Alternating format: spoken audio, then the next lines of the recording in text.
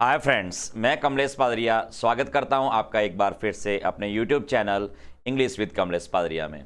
दोस्तों, टेंस के क्वेश्चंस हम कर रहे थे। प्रीवियस ईयर के क्वेश्चंस हमने अभी तक देखो कहां तक पढ़े हैं और आगे के क्वेश्चंस क्या रहेंगे।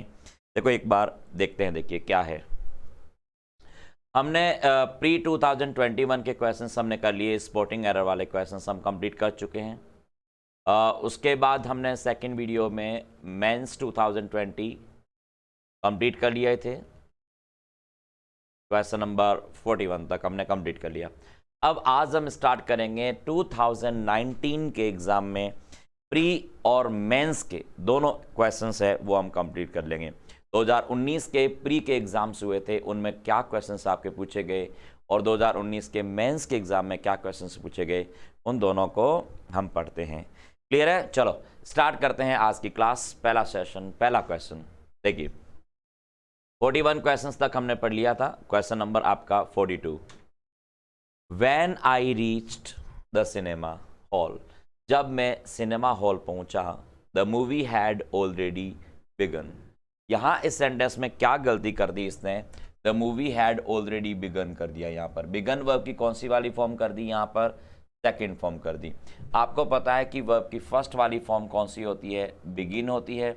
वर्ब की सेकंड वाली कौन सी फॉर्म होती है? बिगन होती है। और वर्ब की थर्ड फॉर्म कौन सी है? बिगन होती है, UN। तो आपको पता होना चाहिए कि हैज़, हैव और हैड, हैज़, हैव, हैड के साथ आने वाली वर्ब कौन सी होती है? आपकी बिगन होगी। तो ऑलरेडी बिगन में कौन सी वाली फॉर्म आएगी? BEGUN। क्या आएगा? BGUN। वर्ब की कौन सी वाली फॉर्म लगानी पड़ेगी?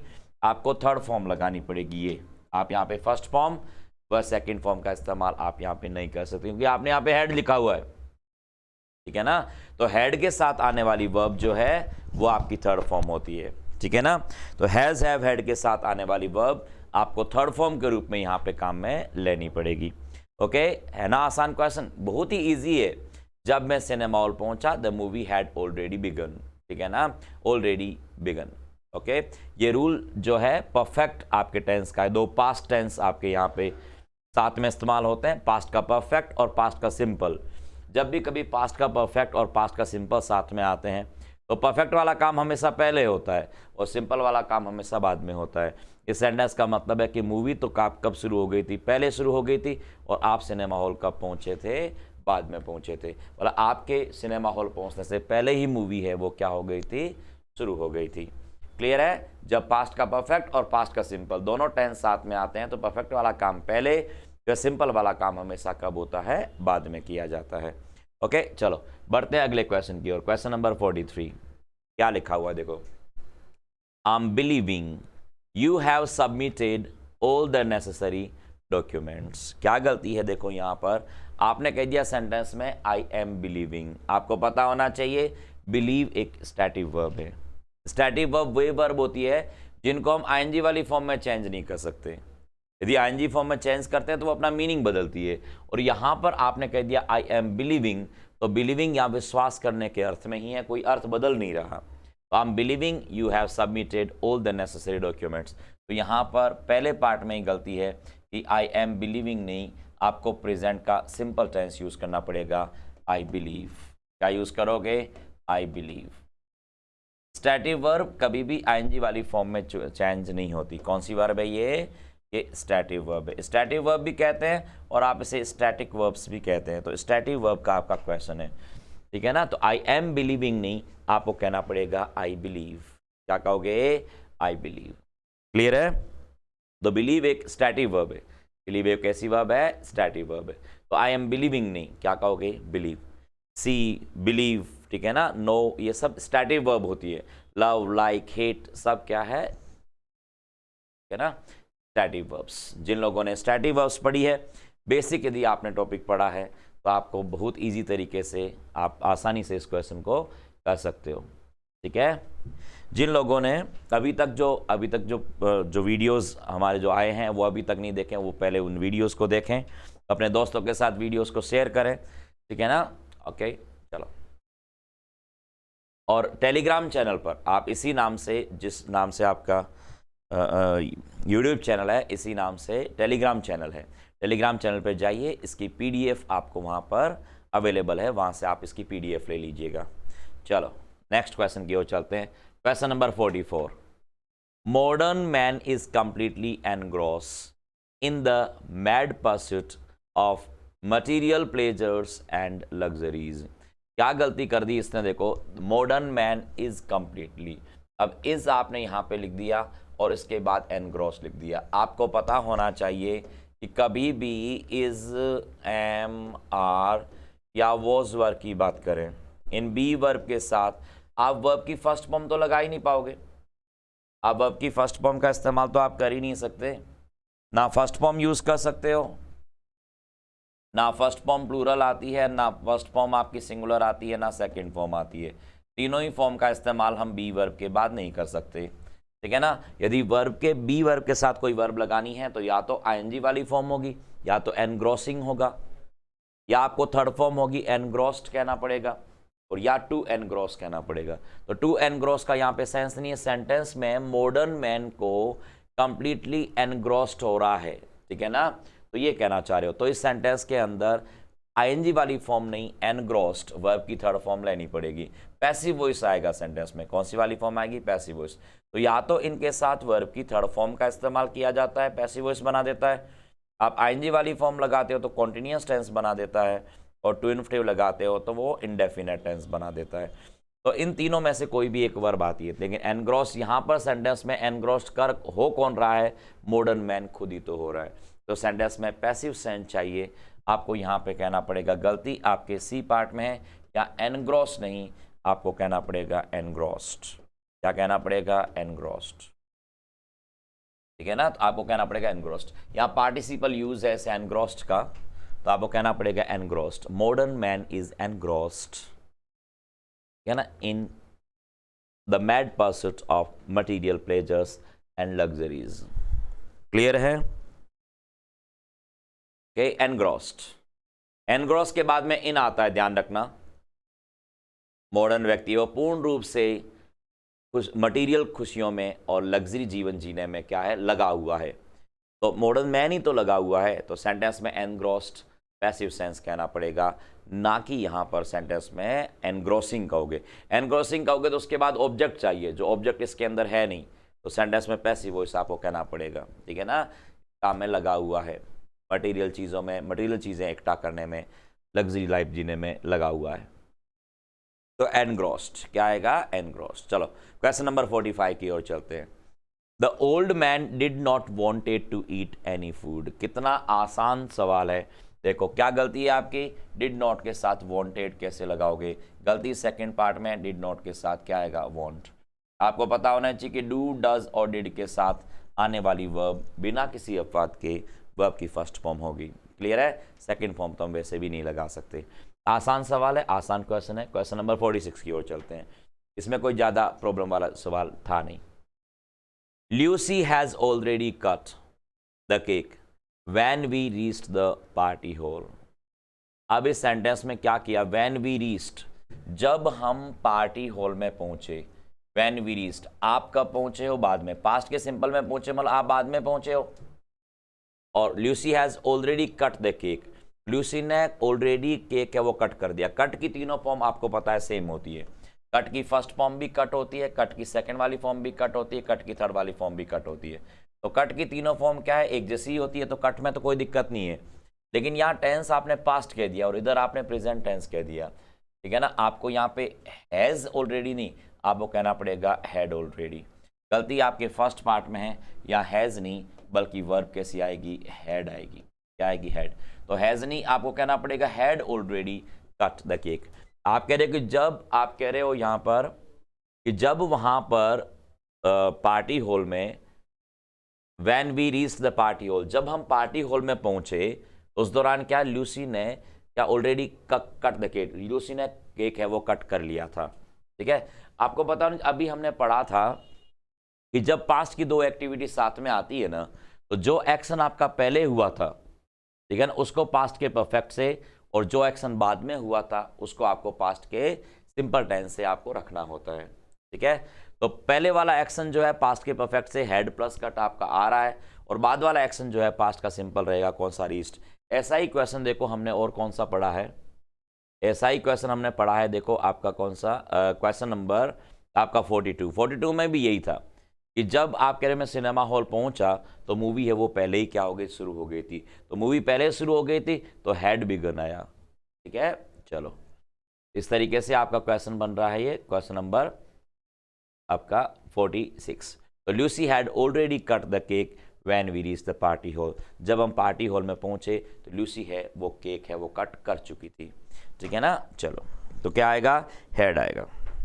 चलो क्वेश्चन नंबर नेक्स्ट बढ़ते हैं, question number 47। The present what I by for you yesterday was very expensive. Present या प्रेजेंट का मतलब तोहफा है, वह तोहफा जो मैंने कल खरीदा। क्या कहना चाह रहे हो, the present what I by for you yesterday was very expensive. वह तोहफा जो कल मैंने खरीदा था तुम्हारे लिए वो काफ़ी महंगा था।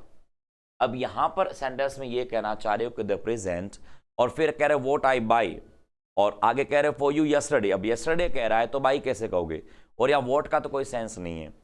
या तो कहोगे the present which I bought yesterday या दैट आई बॉट यस्टरडे। यहाँ विच या दैट का इस्तेमाल करते हुए आप सेंटेंस बनाओ। तो यहाँ सेंटेंस में क्या है कि वॉट आई बाई यहाँ पे गलत बन रहा है।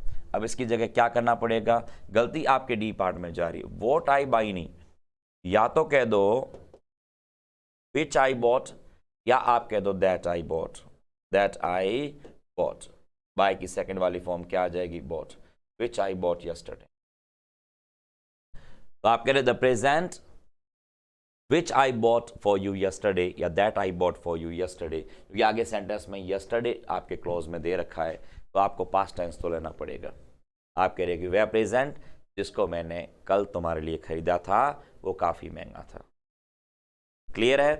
चलो आसान सवाल है, ज़्यादा मुश्किल नहीं है। Question number 48। Mohit did not went to school yesterday as he was unwell. बहुत ईजी, ऐसे क्वेश्चंस आ जाए तो बढ़िया, ठीक है ना। तो डिड नॉट वेंट या डिड नॉट गो, आपको कहना पड़े पहले पार्ट में गलती है, यहाँ पर डिड नॉट वेंट नहीं बल्कि हमें कहना पड़ेगा did not go. Do does और डिड के साथ आने वाली वर्ब हमेशा फर्स्ट फॉर्म होगी, ठीक है ना। तो गलती फर्स्ट पार्ट में जा रही है, या वेंट नहीं, वेंट की जगह पर क्या होगा, गो होगा। आसान है, आपको लग रहा होगा ऐसे क्वेश्चन आ गए तो बहुत मज़ा आ जाएगा, ऐसे ही आएंगे, ठीक है ना। आप इतनी टेंशन ना लें, ये एग्ज़ाम के ही हैं, ठीक है ना। आप पता हो तो मेंस ये प्री 2019 के हैं, 2019 प्री के एग्ज़ाम में पूछे गए क्वेश्चन से। तो आप ये ना समझें कि यार इतने सरल आते हैं कि इतने सरल आएंगे, क्या इतने सरल आते हैं, ये आए हुए ही हैं, ठीक है ना। ये आपके एग्ज़ाम के क्वेश्चन है। चलो question number 49। The big ship sank and everyone aboard drowned. अब आप कह रहे हो कि जो बड़ी शिप थी वो सैंक हो गई, वो डूब गई।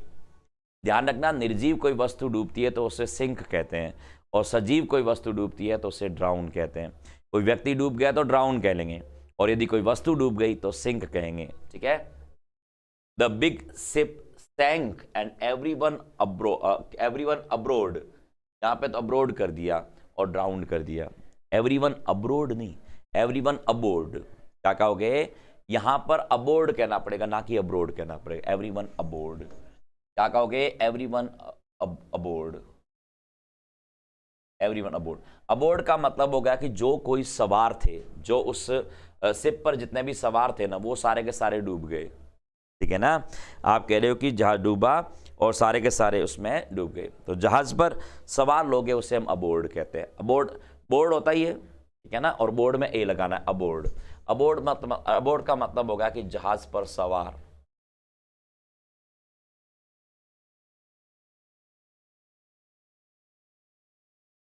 जहाज पर सवार, आपके जहाज पर सवार जितने भी लोग थे ना, जहाज पर सवार जितने भी लोग थे वो सारे, तो अबोर्ड। क्या कहोगे, अबोर्ड। तो यहां पर गलती कौन से पार्ट में जा रही है, डी पार्ट में जा रही है, या अब्रोड। अब्रोड तो विदेश के अर्थ में आ रहा है, aboard, aboard, BOARD, aboard. Aboard मतलब जो जहाज पर सवार थे। यहाँ पे ध्यान देना, शिप है, बिग शिप है, वो डूब रही है तो सिंक की सेकंड वाली फॉर्म सैंक लगाया। और कोई व्यक्ति, जो कोई भी व्यक्ति जहाज पर मौजूद थे तो व्यक्ति थे, और व्यक्ति डूब रहे हैं तो क्या कहला रहे हो, ड्राउंड कहला रहे हैं। तो व्यक्तियों के लिए ड्राउंड, वस्तुओं के लिए सिंक। ठीक है ना, ये बात ध्यान रखना। वस्तु डूबती है तो सिंक, व्यक्ति डूबता है तो ड्राउन। ओके, चलो तो यहाँ पर आपको कहना पड़ेगा अबोर्ड। अब्रोड तो फॉरेन होता है, अब्रोड तो क्या है, फॉरेन। आप विदेश के बारे में बात कर रहे हो, तो यहाँ हर कोई विदेशी नहीं कहना चाह रहे हो, लेकिन हर कोई विदेश डूब गया, तो हर कोई विदेश नहीं डूब गया, हर कोई जो जहाज पर सवार था वो क्या है, वो डूब गए। चलो क्वेश्चन नंबर 50। हाँ, अब देखिए नेक्स्ट आपका मेंस 2019 वाले क्वेश्चंस आ गए। हमारे प्री 2019 के क्वेश्चंस हमारे यहाँ पे कंप्लीट होते हैं। अब देखो मेंस 2019, मेंस एग्जाम में क्या पूछे गए 2019 के पेपर में। 3 पेपर आए थे आपके मेंस 2019 में।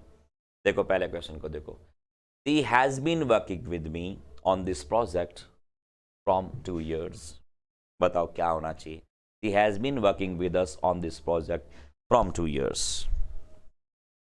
कुछ लोगों को लगता होगा, देखो कुछ लोग ऐसे होते हैं जैसे लगता है कि पहले प्री है फिर बाद में मेंस है, उसे कर लेता हूँ, प्री सरल होता है मेंस मुश्किल होता है। अरे मेंस और प्री सेम ही है, कोई अंतर नहीं है दोनों में। जैसा प्री में पेपर होता है वही आपके क्वेश्चन पेपर मेंस में होते हैं, तो इतने ज़्यादा घबराने की और डरने की ज़रूरत नहीं है, ठीक है ना। आपको तो मेंस लिखना है, ये दिमाग लगाओ, ठीक है ना, कि मेंस में बैठना है मुझे। प्री ऑलरेडी अपने आप को पास मानिए, ठीक है ना।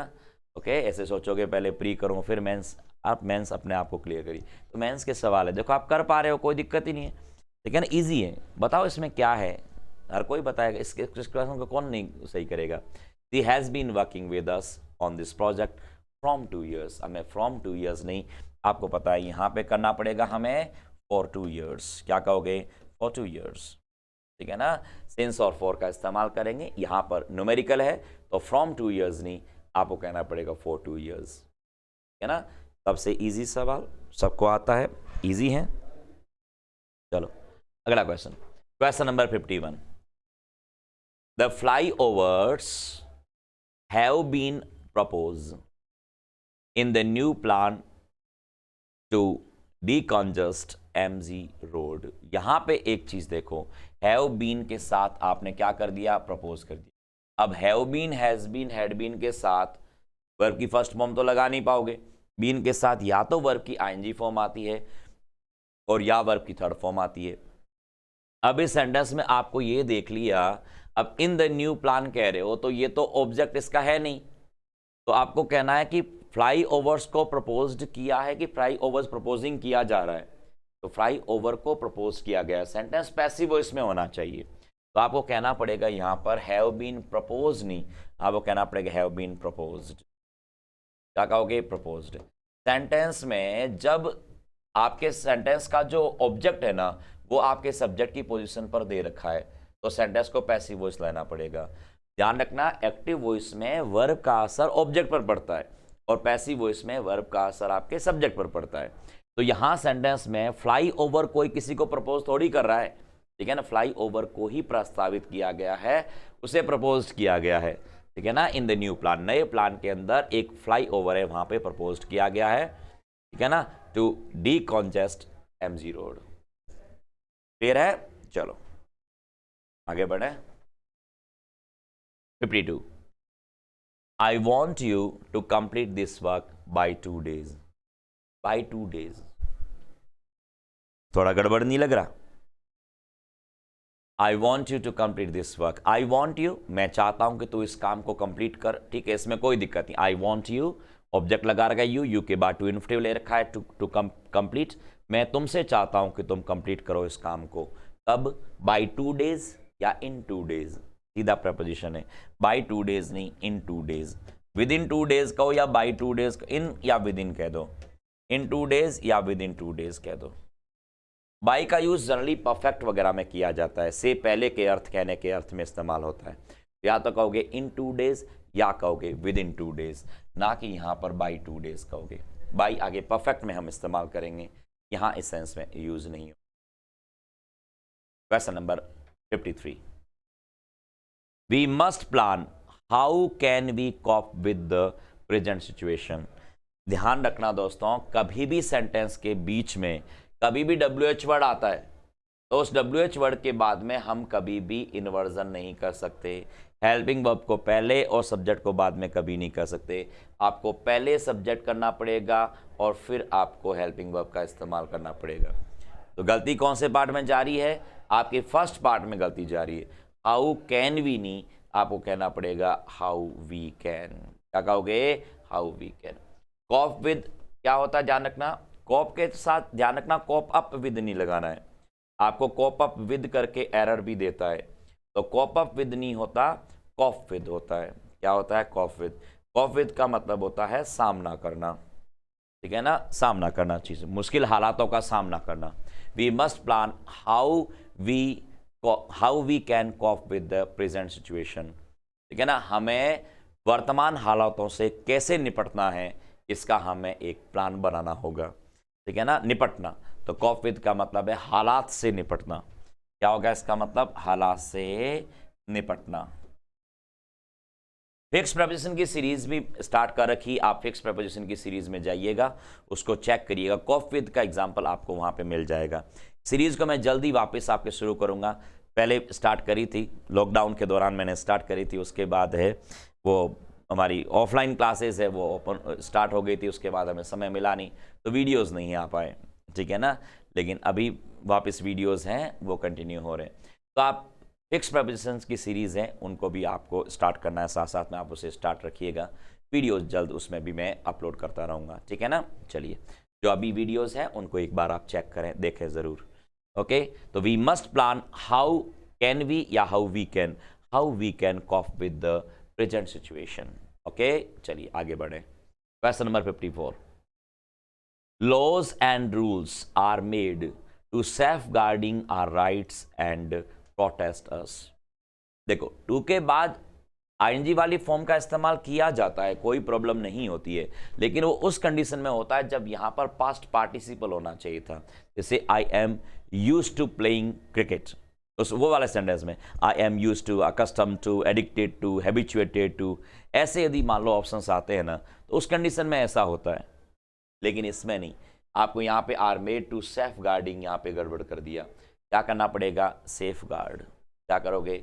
Safe guard. ए वाले ऑप्शन में सेफ गार्डिंग नहीं, आपको यहाँ पे कहना पड़ेगा सेफ गार्ड। टू के साथ आपको कहना पड़ेगा safe guard.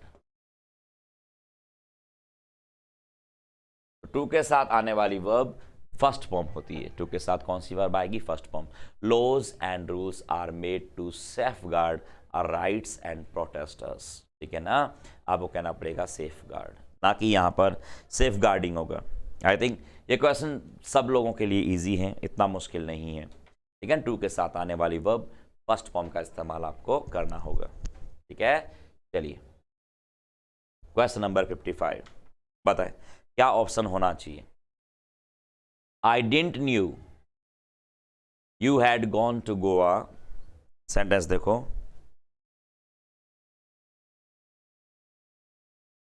Question number 54, 53, 54, 55। Question number 55 देखिए,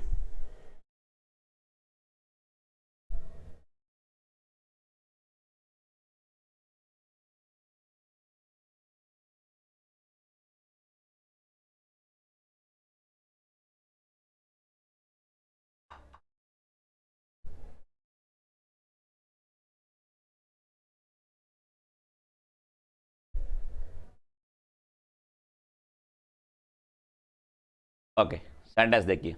I didn't knew you had gone to Goa for a vacation. क्या गलती है?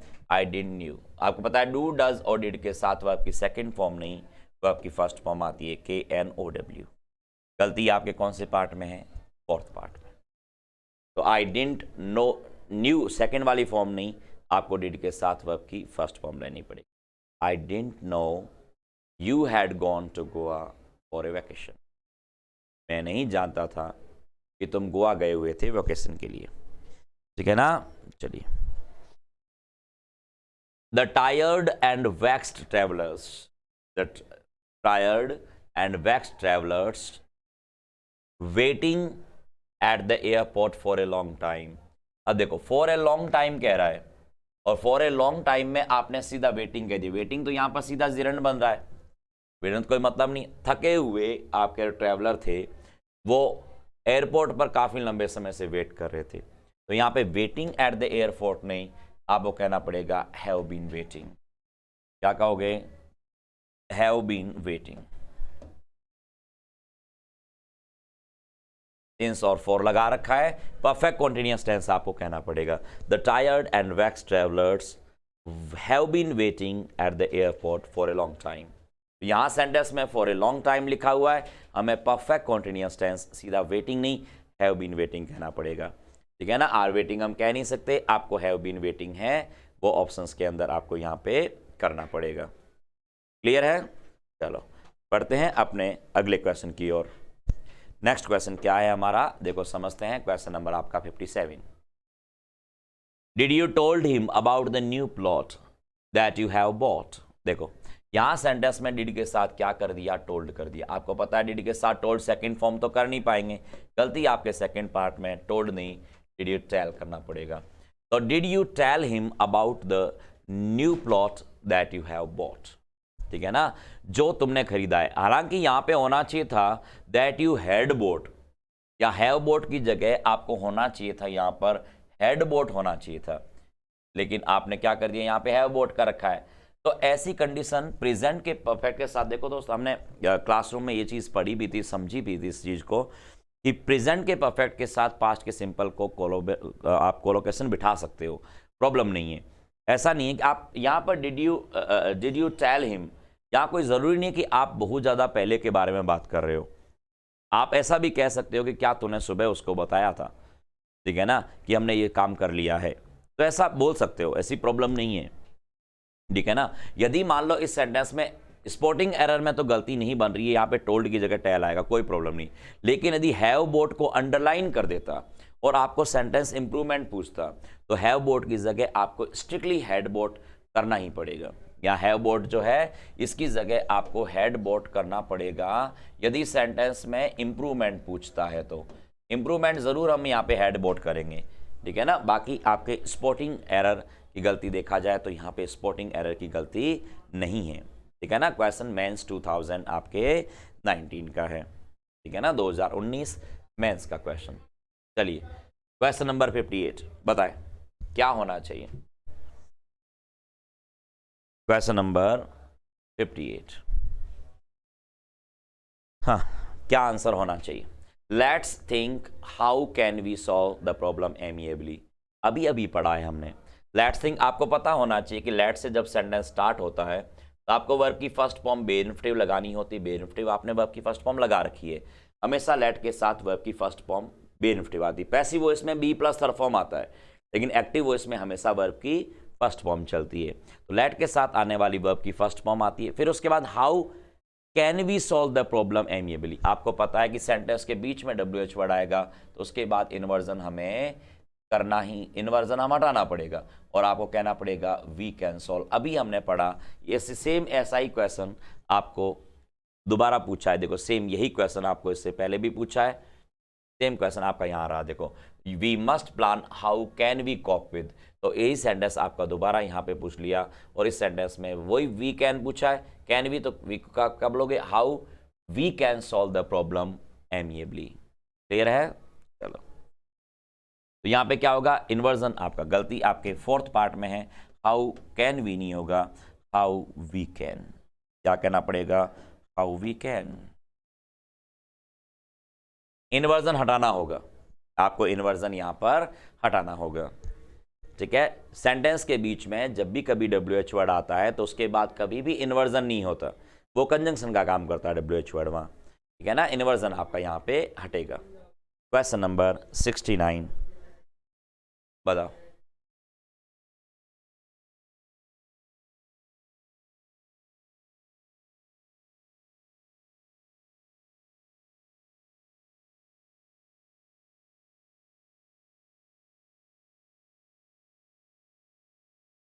फिफ्टी एट 59, क्वेश्चन नंबर 69 नहीं, क्वेश्चन नंबर ये 59 है, ना कि 69 है ये। बताओ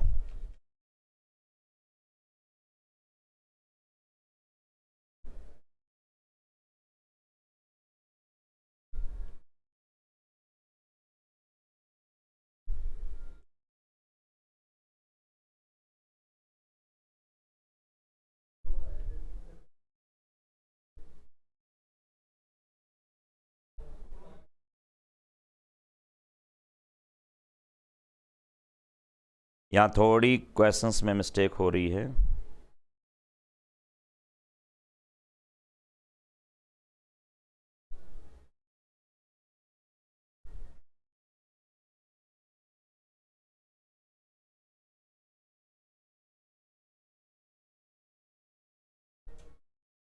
खैर देखो, ये जो क्वेश्चन है आपका टीयर 1 2018 का क्वेश्चन, देखो बीच में आ गया एक, ठीक है ना। मैं चलो इस क्वेश्चन को हम आगे और कर देंगे। ये क्वेश्चन आपका बीच में बन गया, entering the hall the show had started. यहाँ सेंटेंस में क्या बन रहा है, entering the hall the show had started. अब एंटरिंग द हॉल का मतलब क्या हुआ, हॉल में एंट्री कर कौन रहा है। इस सेंटेंस का मतलब ये होगा कि पार्टिसिपल जब आप यूज करते हो ना, तो इसका असर इसके बाद वाले सब्जेक्ट पे पड़ जाएगा। एंटरिंग द हॉल, इसका मतलब हॉल में एंटर कौन कर रहा था। अब entering the hall the show, अब शो है वो एंटर कर रहा था हॉल में, अरे शो है वो हॉल में एंटर नहीं कर रहा था।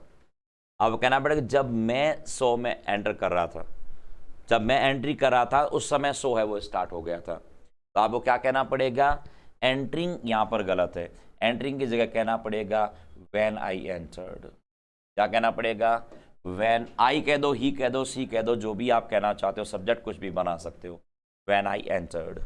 क्वेश्चन सही है आपका 2018 का ही है, ये 18 प्री का ही क्वेश्चन है। ये बीच में थोड़ी पीपीटी ऊपर नीचे कर दी, तो ठीक है कोई बात नहीं। व्हेन आई एंटर्ड, जब मैंने एंटर किया हॉल में, when I enter the hall the show had started, जब मैंने शो में एंटर किया तो उस कंडीशन में क्या। अब यदि आपने एंटरिंग द हॉल कह दिया तो हॉल है उसने शो में एंटर किया था, तो हॉल ने शो में एंटर नहीं किया था, आपने एंटर किया है। क्लासरूम में देखो ये चीज़ हमने टेंस के दौरान ये चीज़ हमने डिस्कस भी करी थी, ठीक है ना। जैसे being a rainy day, I could not come to college, तो बीइंग अ रेनी डे नहीं, आपको कहना पड़ेगा it being a rainy day. जैसे सेंटेंसेस हमने पढ़े थे, तो वैसे ही पार्टिसिपल यूज है, when I entered the hall the show had started. Entry के बाद आपको पता है इनटू का इस्तेमाल हम वैसे भी कर नहीं सकते, एंटर के बाद इनटू नहीं आता जब हम फिजिकली किसी एंटर करते हैं वहाँ पे, ठीक है। चलो अगले क्वेश्चन की ओर चलते हैं। क्वेश्चन 58, ये 59 नंबर क्वेश्चन यहाँ पर नहीं है, मिसिंग है। ओके 60, क्वेश्चन नंबर 60, सीधा ही देखो क्वेश्चन नंबर 60 क्या कहता है आपसे। हाँ क्वेश्चन नंबर 59 यहाँ पर नहीं है, क्वेश्चन नंबर 60 देखो, she is not as smart as I think at first. She is not as smart as I think at first. देखो ध्यान देना, जब भी कभी एट फर्स्ट का सेंस आता है तो एट फर्स्ट में आपको आई थिंक नहीं, आपको पास्ट टेंस यूज करना पड़ेगा। I thought, as think as I thought. At first का मतलब प्रथम दृष्टया मैंने ये सोचा, तो आई थिंक एट फर्स्ट कहोगे तो थिंक की बजाय आपको थॉट यूज करना पड़ेगा, वर्ब की आपको सेकंड वाली फॉर्म यूज करनी पड़ेगी। मतलब पहले मैंने ये सोचा, तो क्या कहोगे, she is not as smart as I thought at first, जैसा कि मैंने पहली दफा उसके बारे में सोचा था। क्लियर है। चलिए नेक्स्ट क्वेश्चन, डोमेन्स 2019 आपका क्वेश्चन है 61। देखो अगला, the concert has started when he reached the venue. The concert has started when he reached the issue. Same question आपका, ये क्वेश्चन अभी अभी हमने पढ़ा इसके पहले कि व्हेन के बाद पास्ट का सिंपल आ रहा है, तो व्हेन के पहले प्रेजेंट का परफेक्ट नहीं, आपको पास्ट का परफेक्ट कहना पड़ेगा। क्या कहोगे, the concert had started when he reached the venue. The concert had started when he reached the venue.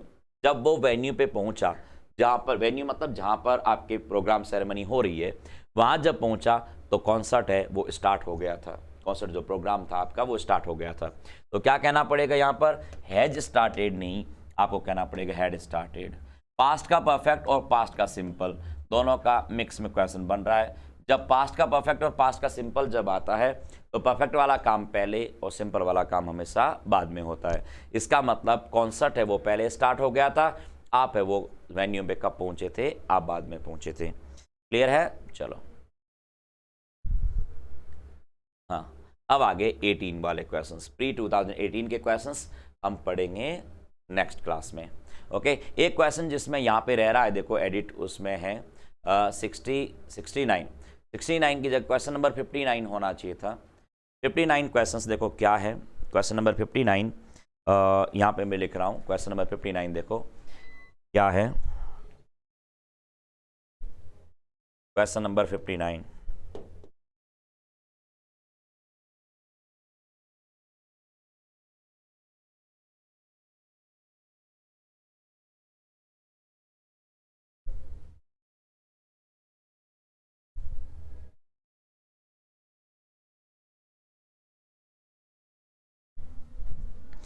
three hearts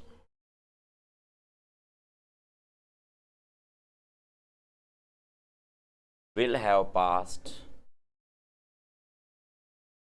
when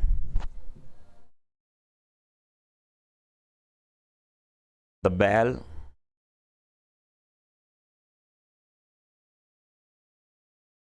will ring। अब ये सेंटेंस है आपका। क्या सेंटेंस है? 3 hearts will have passed when the bell will ring।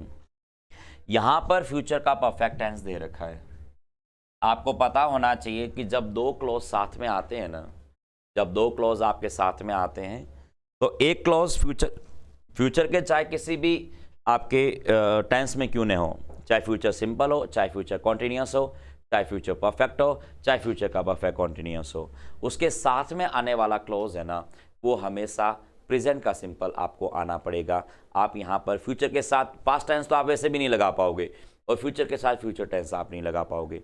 और यहाँ पे भी कह रहा है when the bell will ring, तो एक तरफ फ्यूचर का परफेक्ट है तो आपको फ्यूचर का परफेक्ट नहीं, आपको प्रेजेंट का सिंपल कहना पड़ेगा, द रिंग्स कहना पड़ेगा। ठीक है ना। इन क्वेश्चंस की प्रैक्टिस देखो, समझें कि 3 hearts will have passed when the bell rings। ठीक है ना। तो आपके वैन के साथ यहाँ पे प्रेजेंट सिंपल लगाओगे और will have past. Will have past मतलब ये पहले हो जाएंगे, 3 घंटे हो जाएंगे जब बेल बजेगी। मतलब आप जैसे मान लो आप बेल बजने से पहले आप सो रहे हो कहीं और आपने कहा 3 घंटे हो जाएंगे जब तक ये बेल बजेगी। तो 3 hearts will have passed when the bell rings। तो एक तरफ फ्यूचर का चाहे कोई सा भी टेंस ले लो, फ्यूचर सिंपल हो, चाहे फ्यूचर कॉन्टिन्यूस हो, चाहे फ्यूचर परफेक्ट हो, चाहे फ्यूचर परफेक्ट कॉन्टिन्यूस, उसके साथ आपको प्रेजेंट सिंपल टेंस ही लेना पड़ेगा। पास्ट फ्यूचर के साथ आता नहीं है और फ्यूचर के साथ फ्यूचर टेंस का इस्तेमाल हम कर नहीं सकते। क्लियर है? चलिए, तो ये था आपका क्वेश्चन नंबर 59। ठीक है, तो क्वेश्चन देखिए, तो 59, 58, क्वेश्चन नंबर 57, 58, 59, ये 69 क्वेश्चन जो है वो आपका 18 का है, प्री 18 का है। और ये आपके पूछा गया है मेंस 2000, ये है आपके क्वेश्चन मेंस 2019 का, मेंस 2019। क्लियर है? चलो, ओके। मेंस 2019 60 क्वेश्चंस, 61 क्वेश्चंस आपके यहाँ पर बन रहे हैं। ओके, चलो, तो आज के लिए बस इतना ही। मिलते हैं नेक्स्ट क्लास में। ठीक है, मिलते हैं। अभी तक हमारे 2019 के प्री और मेंस दोनों पेपर हमारे कंप्लीट हो गए। हमने 20 के प्री और मेंस दोनों कंप्लीट कर दिए। 21 के प्री एग्ज़ाम हुआ है वो हमने कंप्लीट कर लिया। ठीक है, जैसे ही 21 का मेंस होगा वो हम सॉल्व कर देंगे। क्लियर है? ओके, चलिए, तो आज के लिए इतना ही। Bye bye.